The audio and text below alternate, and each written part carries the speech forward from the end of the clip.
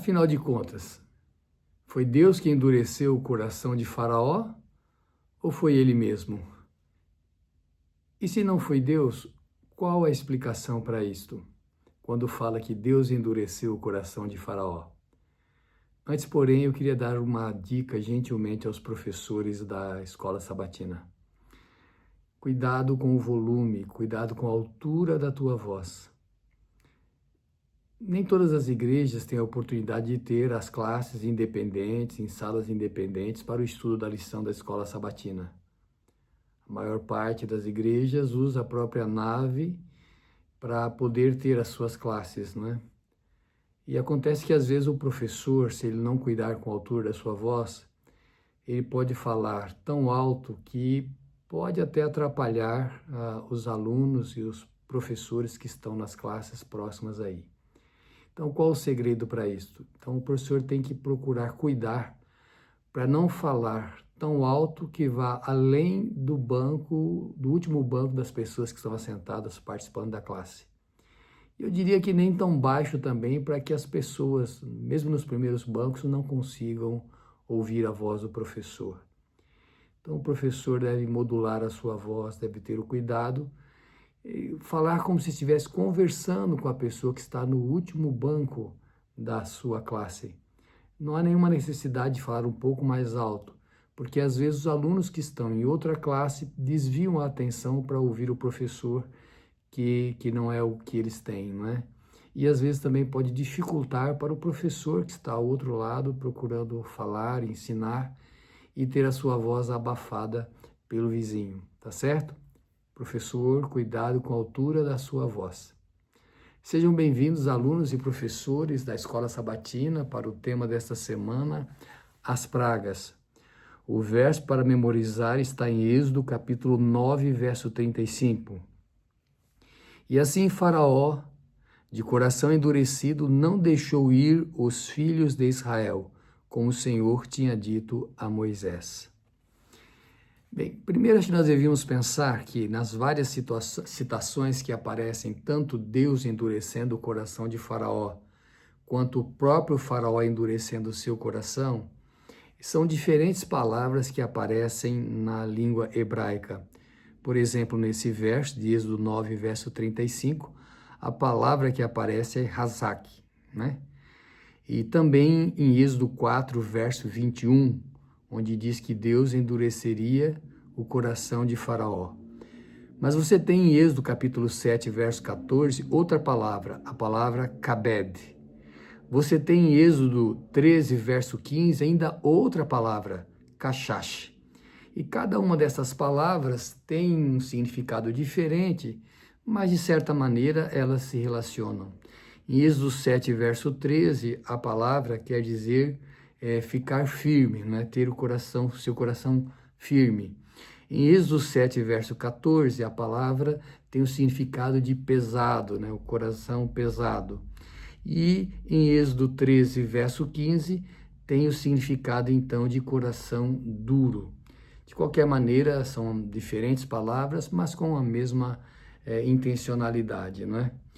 Então, nós estamos estudando a parte que já chegamos na parte das pragas, não é? Quando Deus vai libertar o seu povo do Egito. Quais foram as pragas? Vamos lembrar então, transformar água em sangue, as rãs, os piolhos, as moscas, as pestes sobre o gado, as sarnas, né, provocando as úlceras, a saraiva, os gafanhotos, as trevas sobre o Egito e a morte dos primogênitos. Esta última não será estudada na lição desta semana. Mas o primeiro tema a ser tratado é esta disputa entre o Deus verdadeiro e os deuses falsos do Egito, não é? Então Deus fala para Moisés, e você vai falar com o faraó, ele vai ter o coração endurecido, a conversa vai ser difícil, não é? Mas você então vai falar, e Arão vai lançar a sua vara, e a vara haverá de se transformar em serpente. E eles fazem isto, a vara de Arão se torna em serpente, os magos do Egito também vão fazer a contrafação e vão aparecer serpentes, não é? Mas a serpente do qual foi transformado a vara de Arão, então ela engole as demais serpentes. E aí você tem o primeiro sinal, né? Porque esta é a vitória, quando a serpente da vara de Arão, ela engole as demais serpentes dos magos do Egito, e serpente no contexto da mitologia, do panteão egípcio, você tem então o Adjet, não é? Que é aquela serpente desenhada na coroa do faraó, né? Que ele usava para a sua defesa, e tem representação de um deus aí. E a própria lição demonstra também que há um outro deus, né? O Nehebecal, que é também uma deusa em forma de serpente, né? Que também controla os espíritos. Esse era o pensamento deles. Então, nessa primeira situação, Deus está mostrando que ele é superior aos deuses do Egito, né? Que a proteção que o faraó tinha sobre si, na verdade, ela era inócua. E aí eu quero pensar com você sobre essa atitude de Deus, mostrando que ele é o Deus, único Deus, Deus vencedor, o Deus poderoso. Quando você lê Números 33, verso 4, que é uma lembrança do que Deus havia feito com estes sinais, essas pragas, atingindo os deuses egípcios, né? E lá há uma expressão que diz assim, o juízo contra os seus deuses. Então, Deus atuando contra os deuses egípcios. Em Êxodo 12, verso 12, está falando também que Deus vence os deuses do Egito, né? Então, Deus com a sua mão forte. E eu queria pensar com você, nessa lição, nessa introdução, no fato de que a Bíblia ensina que há um só Deus, né? Deuteronômio 6, verso 4, Shema, né? Ouve, ó Israel, o Senhor, nosso Deus é o único Senhor.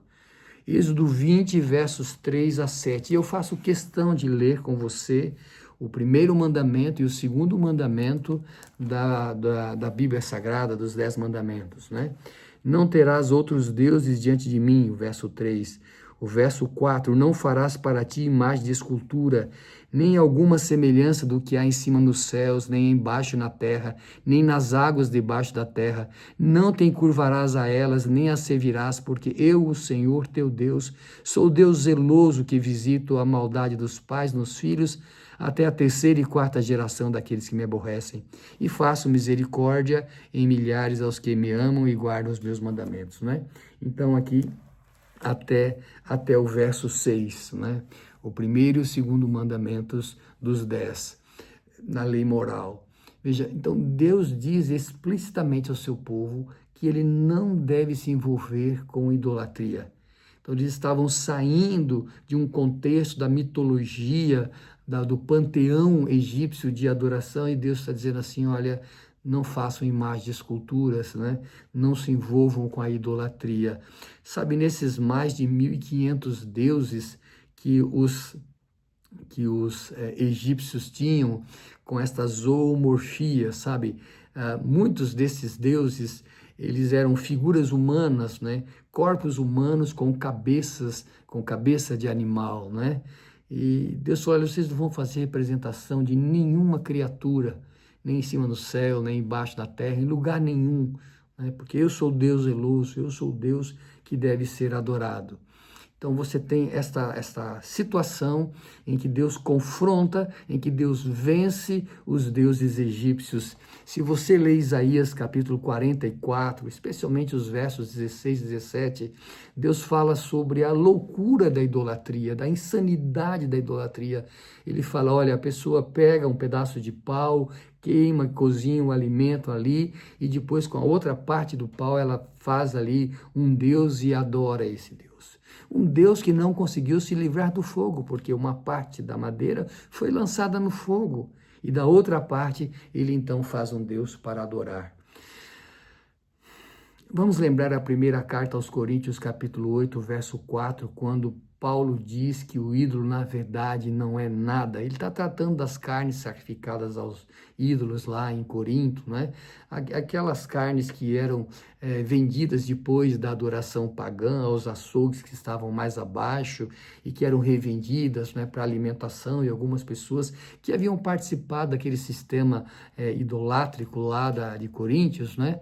Então, ao se tornarem cristãos, tinham alguma resistência com relação àquela alimentação. E Paulo, então, vai orientar a respeito desse assunto, da consciência da pessoa, e vai dizer, mas na verdade o ídolo não é nada. Os deuses egípcios, os deuses gregos e romanos, eles não são nada. Só existe um Deus de verdade, né? E em Atos capítulo 15, verso 20, quando você tem a decisão do primeiro concílio da igreja cristã, né? E que é orientado às pessoas que se convertiam ao cristianismo e que vinham do estrangeiro, né? Dos gentios, então a orientação era, olha, não comam carne com sangue, não comam carne sufocada, não participem da prostituição e não pratiquem a idolatria, certo? Então, nesse primeiro momento, nesse nosso estudo, vamos pensar que há um só Deus. E é isso que ficou demonstrado quando, inicialmente já, com a vara de Arão sendo transformada em serpente e engolindo as demais serpentes, já que tinha um significado muito grande para os egípcios. As serpentes, como nós mencionamos, alguns deuses eram assim, descritos com essas figuras, né? Deus está dizendo, olha, o Deus verdadeiro é o Deus de Abraão, Isaque e Jacó. Mas vamos entrar então um pouquinho agora no assunto da expressão que Deus endureceu o coração de Faraó. Então você tem no capítulo 7, em outros capítulos de Êxodo, né?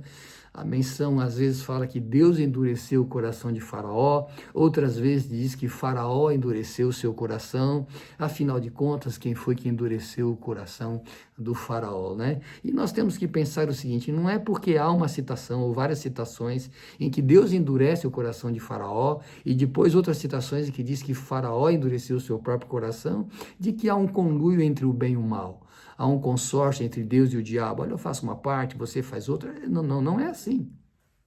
Em todos os momentos, Deus está usando o seu poder, lançando as pragas sobre o Egito, e aí eu quero até abrir um parênteses aqui para você, dizer assim, olha, não tem como a gente estudar as calamidades, as pragas que Deus lançou sobre o Egito para libertar o seu povo, e os egípcios tinham o coração endurecido, não somente o faraó, mas também outros egípcios. Se você lê o primeiro livro de Samuel, capítulo 6, verso 6, os filisteus, aquele contexto lá da arca sendo levada no território dos filisteus, e o deus Dagon, o deus peixe deles, aparecendo com as mãos quebradas, né, a face retirada. Então, nesse contexto que você tem aí, né,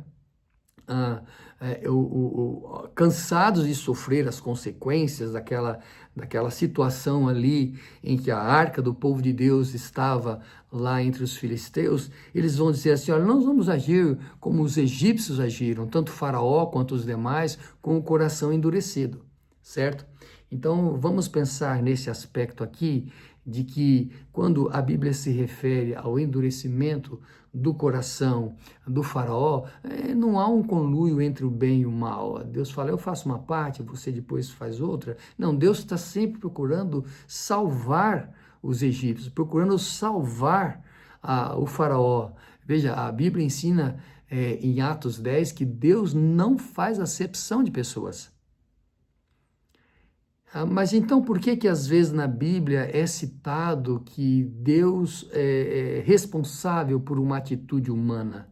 E aí é uma expressão teológica interessante da casualidade divina permissiva. O que é isto?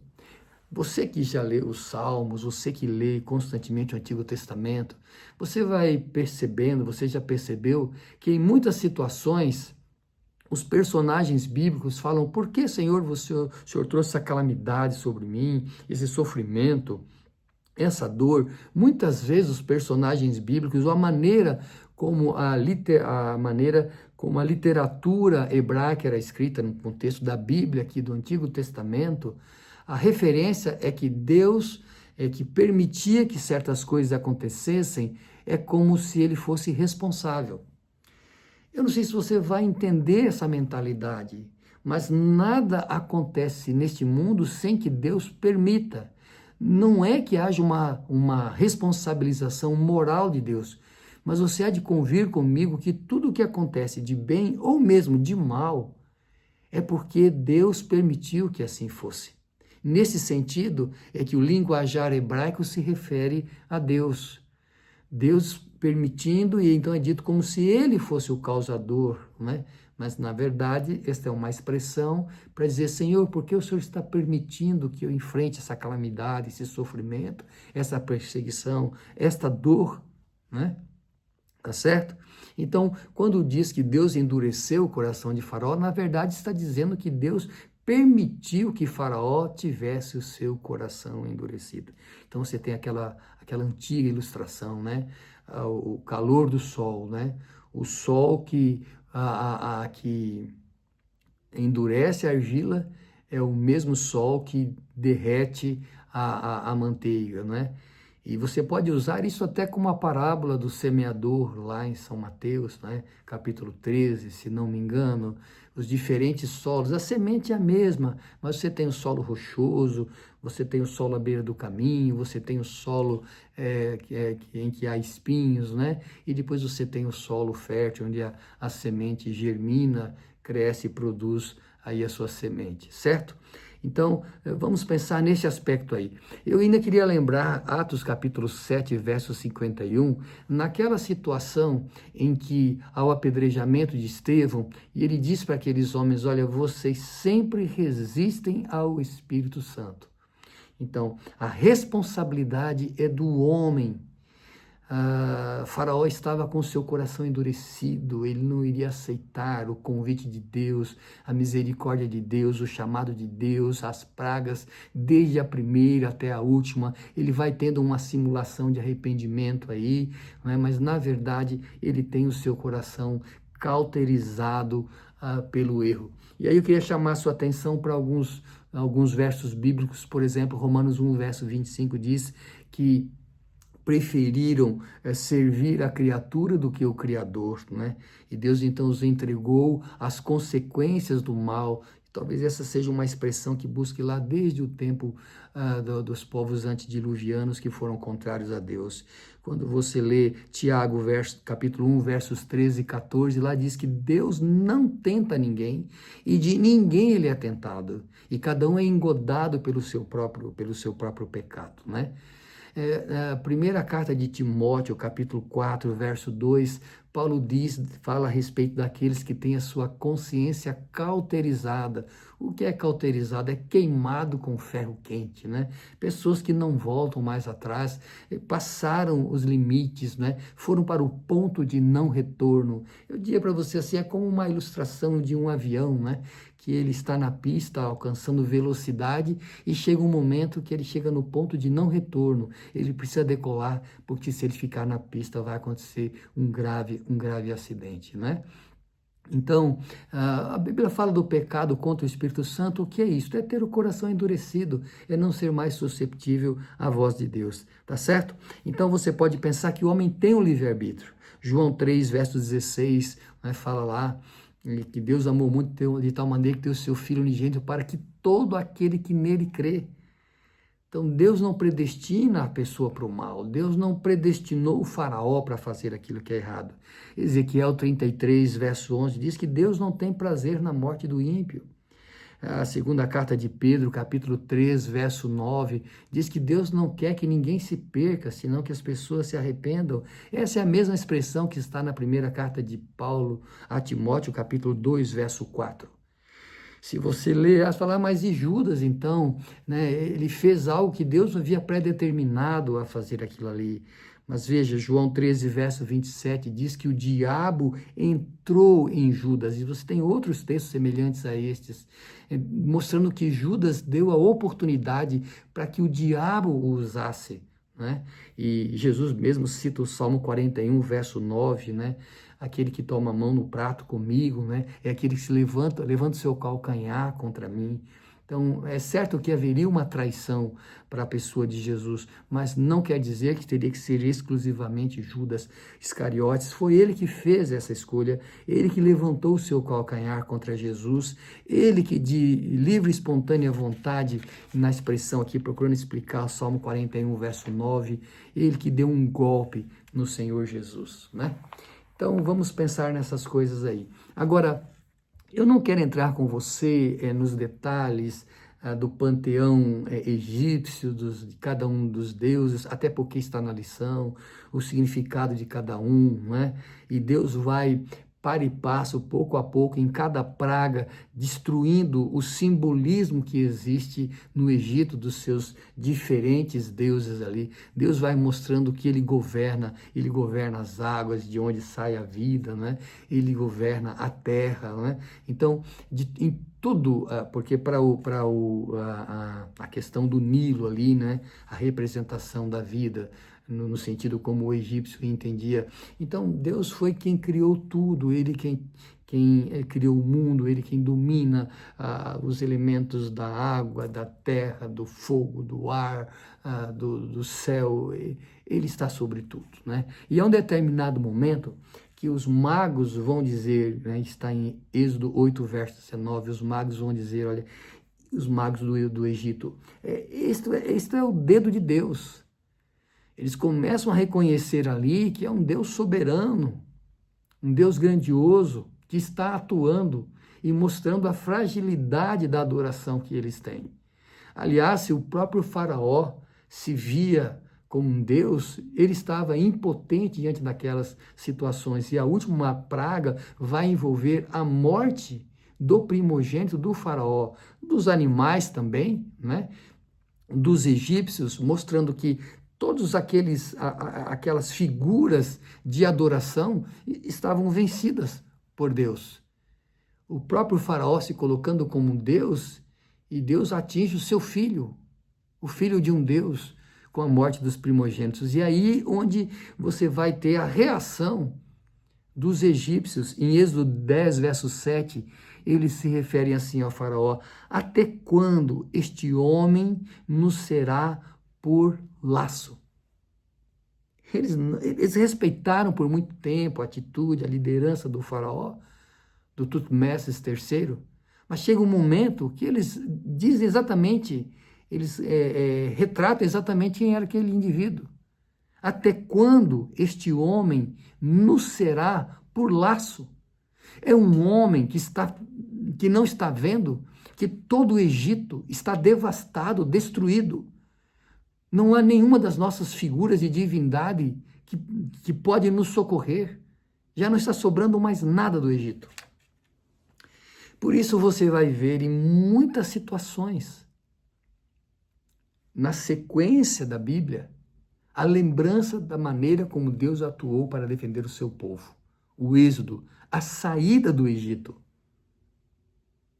Josué faz esse convite às pessoas, essa reflexão, né? Josué, capítulo 24, versos 14 e 15, ele fala, olha, quem nós vamos servir? Os deuses que ficaram do outro lado do Jordão? Ou o Deus que nos trouxe até aqui? E vou falar uma coisa para você. Com todas as lições, com toda a força deste evento, você podia dizer, não, os judeus, os hebreus não iriam cometer idolatria. Pois é, não está na lição desta semana, mas eu quero pensar com você. Segundo o livro de Reis, capítulo 17, versos 6 e 7. Leia lá. Sabe o que Deus fala? Vocês estão sendo destruídos, as tribos do norte. A Síria derrubou a Samaria, as tribos do norte. Israel, aquelas 10 tribos do norte. Porque vocês praticam a idolatria. Não bastasse as 10 tribos do norte, me permita ler com você então, essa parte final, Jeremias, no que se refere às tribos do sul, tá certo? Jeremias 25, versos 6 e 9, referindo-se a Judá, mas também você tem a tribo de Benjamim, né? Jeremias 25, verso 6. E não andeis após outros deuses para os servirdes e para vos inclinardes diante deles, nem me provoqueis a ira com a obra das vossas mãos, para que não vos faça mal. Verso 9. E eis que eu enviarei e tomarei a todas as famílias do norte, diz o Senhor, como também a Nabucodonosor, rei de Babilônia, meu servo, e os trarei sobre esta terra e sobre os seus moradores e sobre todas as nações em redor, e os destruirei totalmente, e farei que sejam objeto de espanto e de assobio e de perpétuas desolações. E você pode ler a destruição de Jerusalém pelos babilônios, no capítulo final do livro de Jeremias. Vai entender, não é? O povo de Israel foi liberto do Egito com a mão forte de Deus, o convite aos egípcios para se converterem, fugirem da idolatria, e o povo de Israel não tarda, ainda no deserto, pede para que Arão faça um bezerro de ouro. Aí você pode pensar que é uma relação ao deus Apis lá do Egito. Talvez seja uma representação de quem é o Deus, a tentativa de uma representação física de quem é Deus, mas provavelmente com uma relação com que os egípcios adoravam lá, né? Os bois assim por diante. Aliás, é por isto que o povo de Israel é convidado a saírem do Egito, porque eles não podem oferecer sacrifícios, por exemplo, como do boi, que é aceito no ritual do santuário, mas que se eles sacrificassem um boi lá na terra do Egito, causaria um escândalo e traria problemas maiores para eles. Então, por isso, a mensagem para Faraó é: deixa-nos ir a 3 dias de caminho. Nós queremos sair do teu território, para com liberdade adorarmos ao nosso Deus. E aí você vê a sabedoria de Moisés, né? Deixe-nos sair a 3 dias de caminho daqui. Ou seja, nós vamos embora e não vamos voltar mais. Nós vamos seguir o caminho que o nosso Deus nos mostrou que nós então devemos seguir. Vejam, então, uma nação liberta da escravidão, de conceitos religiosos equivocados, ainda enquanto está jornadeando pelo deserto, tende a querer voltar ao contexto egípcio de adoração pagã. E depois de algum tempo, eles sofrem a influência dos cananitas e eles vão ter essa disputa lá. Lembra o tempo de Acabe e Jezabel? Quando o profeta Elias diz: se o Senhor é Deus, servi-o. Se Baal é Deus, servi-o. Por isso que ao final você tem a destruição das tribos do norte, o cativeiro assírio, e o texto bíblico mostra que em grande parte isso aconteceu porque eles praticaram aquilo que era abominável no contexto do paganismo do Egito e dos povos cananitas. O sul, vendo o que havia acontecido com o norte, poderia ter evitado incorrer no mesmo erro, mas também vão praticar a idolatria. Por isso nós temos que nos lembrar do que Deus disse: não terás outros deuses diante de mim. Não farás imagem de escultura, nem o que há em cima no céu, nem embaixo da terra. Não coloquemos nada à frente do nosso Deus. Sigamos e prossigamos em conhecer, em adorar, em servir ao único Deus.